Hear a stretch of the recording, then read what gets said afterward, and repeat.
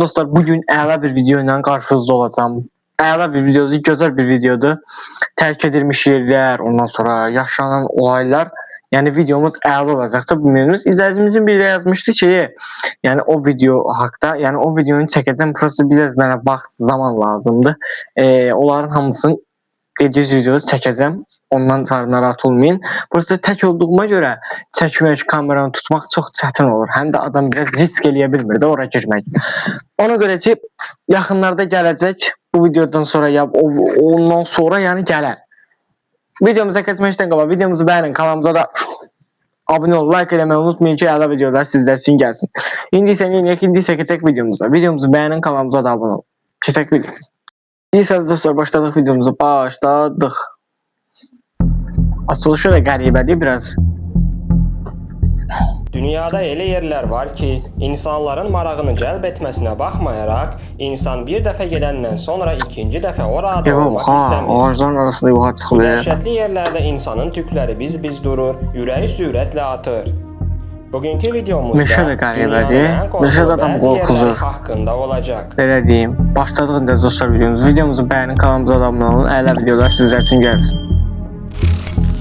Dünyanın ən qorxulu məkanlarından biri hesab olunan Löftüs Park əvvəllər villa olaraq istifadə olunub və sonradan otelə çevrilib.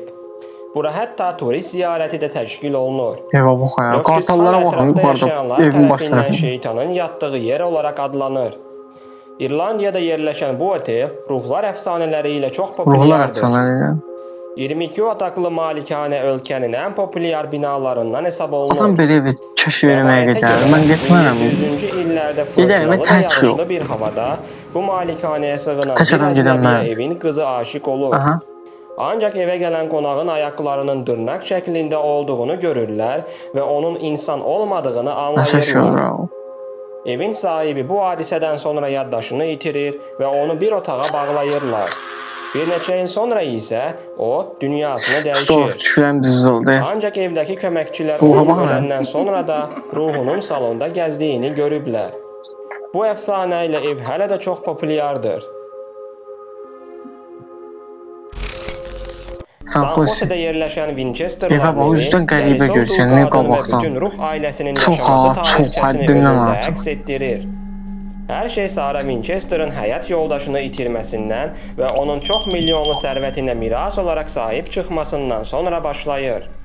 Daha sonra da həyat yoldaşının ruhu onun yanına gələrək heç də yaxşı olmayan xəbərlər gətirir. Onun bəyan etməsinə görə, bütün bu pullar heç də şərəfli yolla deyil, insanların canı və qanı bahasına əldə edilib. Bu səbəbdən də bütün nəsil artıq lənətlənmişdir və ruhlar öz intiqamını mütləq alacaqdır. Onlarla barışmağın tək yolu var idi və bu evi inşa etməyə başlamaq idi. Xüsusilə də fasilə vermədən. Çünki çəkic zərbələrinin səsləri kəsildiyi halda qadın öləcəkdir. Sarah cəld olaraq işə başlayır. Yenicə milyonlara sahib olmuşduğu qadın öz evini imarətə çevirməyə başlayır. Tezliklə evdə yeni otaqlar, dəhlizlər, eyvanlar və gizli keçidlər əmələ gəlir. Mərtəbələr dolayı pilləkənlərlə birləşirdi və əsasən heç bir yerə aparmırdı. Bu ev də qəribədir ya. Görünür dəli olmuş xanım Winchester bu yolla onu izləyən ruhlardan canını qurtarmaq istəyirdi. Ev dayanmadan dəyişikliklərə uğrayır və inşaat bütün gün ərzində davam edirdi. Nəticədə 38 il ərzində burada tikinti işləri davam etdirilir. Hazırda bu inanılmaz imarətə turist səfərləri təşkil edilir. Qrupdan geri qalmaq olmaz. Əksi təqdirdə labirintlər içərisində azmış vəziyyətdə qalacaqsınız. Deyilənlərə görə isə bu labirintlərdə ruhlar hələ də öz qurbanlarını gözləyirlər. Nəyə qalsız o evdə? Fuji dağının ətəyindəki qaranlıq meşədə nə qədər dəhşətli film çəkmək olar. Milli parkın sıx ağaclarından demək olar ki, günəş sızmır. Bu yerdə kompaslar belə işləmir. Yaponlar özləri bu meşəni intixarçılar meşəsi adlandırırlar. Yapondadır. 1950-ci ildən bəri 500-dən çox adam bu meşənin dərinliklərində həyatlarını itiriblər. Əksər meşələrin girişlərində yazılan kimi zibil atmayın elanını bu meşədə yaxınlarınızı düşünün elanı əvəz edir. Hər yerdə psixoloji xidmət bürolarının telefonları yazılıb, video müşahidələr aparılır. Ancaq yenə də insanlar intihar etməyə davam edirlər. Meşədə gəzən turistlər tez-tez asılmış cəsədlərlə rastlaşırlar. Belə meşədə mən gəzmərəm, Qurana. Tayvanın Sanji şəhərinin dəniz sahilindəki istirahət mərkəzi məhz yerli zənginlər üçün tikilmişdir. Qeyri-adi formalı evlər, dairəvi otaqlar, əyri pillələr adilikdən bəzən insanlar üçün nəzərdə tutulmuşdur. Lakin elə tikinti zamanı məlum olur ki, Sanji lənətli yerdir. Onlarla işçi qeyri-adi şəraitdə ölür. Boynunu sındıran kim, hündürlükdən düşən kim, kranlar altında qalan kim. Ətrafda yaşayan əhali əmin idi ki, ərazidə qara ruhlar dolaşır. Bu ərazidə nə vaxtsa yerləşən Yapon ölüm lageri haqqında dəhşətli əfsanələr dolaşırdı. 1980-cı ilin sonlarında tikinti dayandırılır. İnvestorlar gözləyirlər ki, kimsə bu əraziləri alacaq.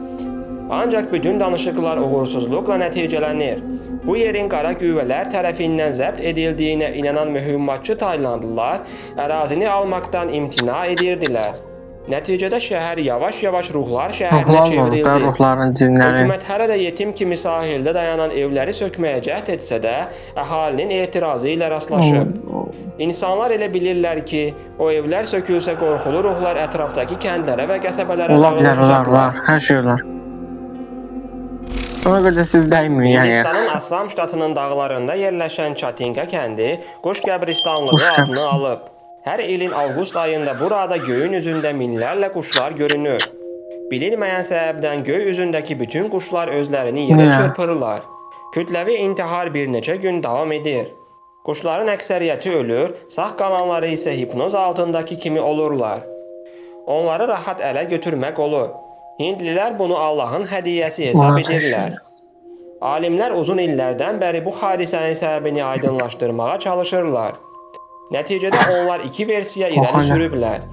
Birinci versiyaya görə hər şeyin günahkarı məhz geofizik anomaliyadır. Bu quşları getdikləri istiqamətdən yayındırır. Digər versiya isə ondan ibarətdir ki, quşlar güclü külək axınına düşürlər, güclərini itirirlər və kənd tərəfdə yanan işıqları görüb ona istiqamətlənirlər. Amma məsafəni düzgün hesablamadıqları üçün yerə çırpılıb ölürlər. Niyə? Qəribələr, təbiət hadisəsi bu da. Elə sayılır da. 500 il qabaq Merikin kvartalı Edinburqda ən çox adam yaşayan yerlərdən biri idi. Bir gün şəhərə və bax xəstəliyi yayılır və hər şey dəyişir. Deyilənə görə xəstəliyin qarşısını almaq üçün hökumət bütün vəbalıları bu rayonda bağlayıb betondaş hördürür. İnsanlar kənardan heç bir kömək olmadan daş divarlar arxasında ölürlər. Ölənlər arasında balaca Enni də olur. Ennini valideynlərindən ayırıb daş divarlar arxasına salırlar. Əslində bütün bu hadisələrin əfsanə olduğunu deyirlər. Lakin indi də Edinburqun bu kvartalında heç kim yaşamır və onu qorxulu atraksiyona çeviriblər.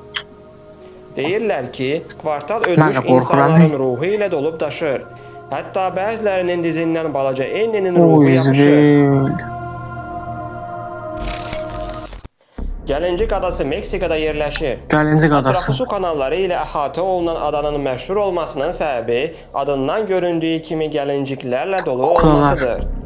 Hər şey illər əvvəl aradakı bir qız uşağının su kanallarının birində boğulması ilə başlayır. Hər şey bir şeydən başlayır yavaş-yavaş böyüməyə. Santana adlı bir adam həmin hadisədən sonra su kanalların birində qız uşağına aid olduğunu düşündüyü bir gəlincik tapır. Ölən kiçik qız ruhunu yaşatmaq və adanı pis ruhlardan qorumaq məqsədi ilə gəlinciyi bir ağacdan asır. Zaman keçdikcə bu adət halına gəlir və Santana arada olan bütün ağacların hamısını gəlinciklə doldurmağa başlayır. Gəlinciklərin bir çoxunun ya başı, ya ayaqları, ya da qolları yoxdur. Ən qəribə olan isə Santana 2001-ci ildə eyni ilə həmin qız uşağının boğulduğu kanalda boğularaq ölür. Elə ondan sonra da hər gecə aradakı meşədən qışqırıq səsinin gəldiyi iddia olunur.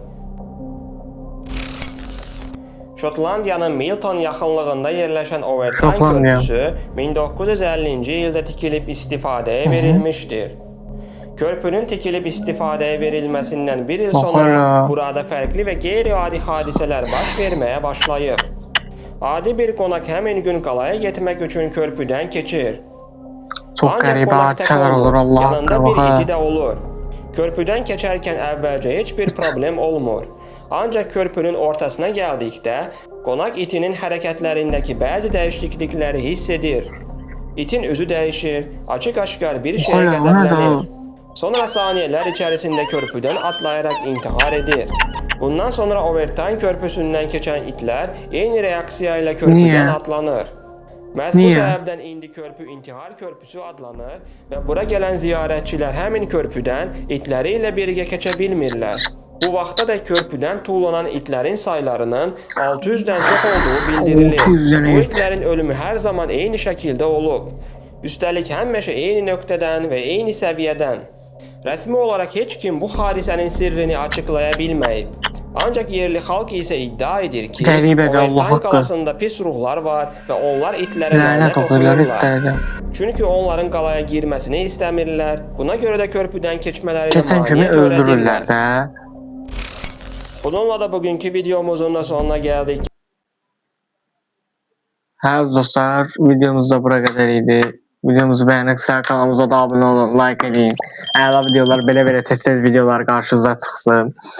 Bu səfki videoda əla oldu inşallah ki, əla bəyənirlər.